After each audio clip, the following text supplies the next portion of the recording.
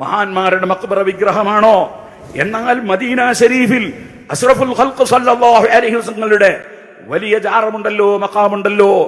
അതേ ഹുജ്റത്തു ഷരീഫ് ഉണ്ടല്ലോ, സിദ്ദീഖ് റളിയല്ലാഹു അൻഹുവിനുണ്ടല്ലോ, ഉമർ റളിയല്ലാഹു അൻഹുവിനുണ്ടല്ലോ.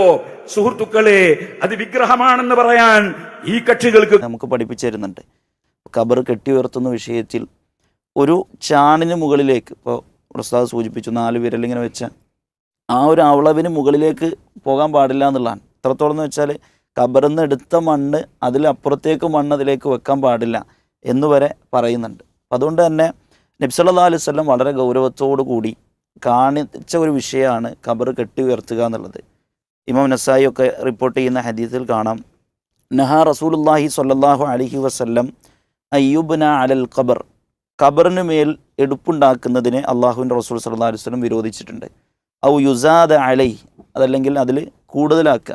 അതേപോലെ തന്നെ ഔ യുജസ്സസ, കുമ്മായമിടുക. മറ്റു റിപ്പോർട്ടുകൾ കാണാം അയ്യുക്തബ അലൈഹ, ഖബറിന് മുകളിൽ എഴുതുക.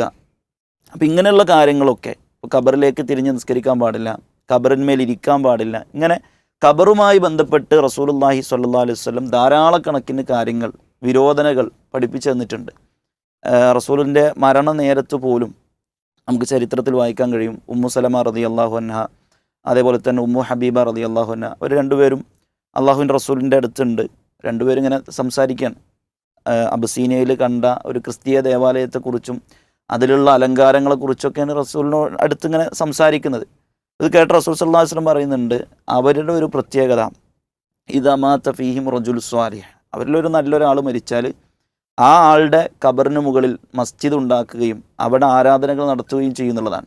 എന്നിട്ട് റസൂൽ സല്ലല്ലാഹു അലൈഹി വസല്ലം പറയുന്നുണ്ട്, ഉലൈക ശിറാറുൽ ഖൽഖി ഇൻദല്ലാഹ് യൗമൽ ഖിയാമ, അള്ളാഹുവിൻ്റെ അടുക്കൽ പരലോകത്ത് ഏറ്റവും നികൃഷ്ടമായ ആളുകൾ, ഏറ്റവും ഷിറാറുകളായ മോശമായ ആളുകളാണ് അവരെന്നാണ്. അപ്പോൾ ഖബർ കെട്ടി ഉയർത്തുന്ന ആളുകളെക്കുറിച്ച്, അതിന് മുകളിൽ അതിൻ്റെ ഡിസൈനിങ്ങും അതുപോലെ തന്നെ അലങ്കാരങ്ങൾ ചെയ്യുന്ന, കുമ്മായമിടുന്ന ആളുകളെക്കുറിച്ച് മരിക്കാൻ നേരത്ത് പോലും ഈ ഉമ്മത്തിനോട് താക്കീത് കൊടുത്ത ഒരാളാണ് മുഹമ്മദ് മുസ്തഫ സല്ലല്ലാഹു അലൈഹി വസല്ലം എന്നുള്ളത്. മാത്രമല്ല റസൂൽ സല്ലല്ലാഹു അലൈഹി വസല്ലം പറയുന്നുണ്ടല്ലോ, അനല്ലാഹുൽ യഹൂദ വൻ നസാറ ഖാതലല്ലാഹുൽ യഹൂദ വൻ നസാറ, ജൂതന്മാരെയും നസാറാക്കളെയും അള്ളാഹു ശപിക്കട്ടെ എന്നാണ്.